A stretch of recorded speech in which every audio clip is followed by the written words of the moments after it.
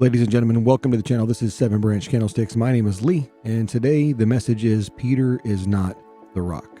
And I say also unto thee that thou art Peter, and upon this rock I will build my church, and the gates of hell shall not prevail against it. Matthew chapter 16, verses 18 to 20. Now keep in mind that the New Testament was written in Greek, not in English. This is one instance where the original wording reveals the true meaning of what's being said. The Greek word for Peter is Petros, which means a pebble or a small stone. On the other hand, the Greek word that Jesus used for rock is Petra, meaning a massive rock or bedrock. Now, it starts to become clear when you understand the context of what Jesus is saying. Peter was correct when he stated that Jesus was the Christ, and it was this profession of truth that the church would be founded upon. Jesus Christ, the chief cornerstone, Matthew chapter 21 and verse 42. Jesus was talking about building his church upon the solid bedrock, not a small pebble. Now, let's read this verse with the Greek words translated and put into context. And I say also unto thee that thou art pebble, and upon this massive rock I will build my church, and the gates of hell shall not prevail against it. Matthew chapter 16, verses 18 to 20. Do you see what Christ is saying here? Therefore, whosoever heareth these sayings of mine and doeth them, I will liken him unto a wise man, which built his house upon a rock. And the rain descended, and the floods came, and the winds blew, and beat upon that house, and it fell not, for it was founded upon a rock. Matthew chapter 7, verses 24 and 25. And let's listen to what Paul is saying in 1 Corinthians chapter 3 and verse 11. For no other foundation can anyone lay than that which is laid, which is Jesus Christ. We can't look to our fellow man as the foundation of the Christian church. It is better to trust in the Lord than to put confidence in man. Psalms 118 and verse 8. Like David said, the Lord is my rock. Psalms chapter 18 and verse 2. And who is a rock except our God? Psalms chapter 18 and verse 31. Peter was not rock solid at this point in time.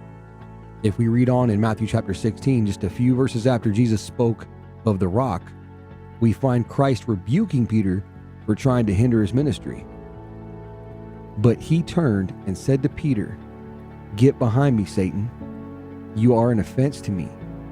For you are not mindful of the things of God, but the things of men." Matthew chapter 16 and verse 23. Later, it was Peter who denied 3 times that he even knew Jesus in Matthew chapters 26, verses 69 to 75. So he obviously had some growing to do in his relationship with the Lord, and Jesus knew that. Luke chapter 22, verses 31 and 32.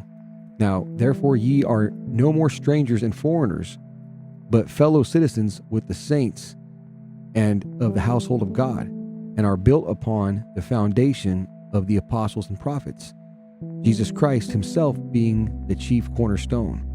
Ephesians chapter 2, verses 19 and 20. The household of God is the church. Jesus Christ is the chief cornerstone, the rock. For who is God save the Lord? And who is a rock save our God? 2 Samuel chapter 22 and verse 32. And I will say unto God, my rock, why hast thou forgotten me? Why go I mourning because of the oppression of the enemy? Psalms chapter 42 and verse 9. The Bible makes clear that God is the rock. And they remembered that God was their rock, and the high God their redeemer. Psalms chapter 78 and verse 35. Who is the rock again? God is the rock. He shall cry unto me, thou art my Father, my God, and the rock of my salvation. Psalms 89 and verse 26. The Bible is so clear on this. And I say unto thee, thou art Peter, and upon this rock I will build my church, and the gates of hell shall not prevail against it. The word hell is the Greek word Hades, which means grave. Jesus resurrected from the grave. The grave did not prevail against him.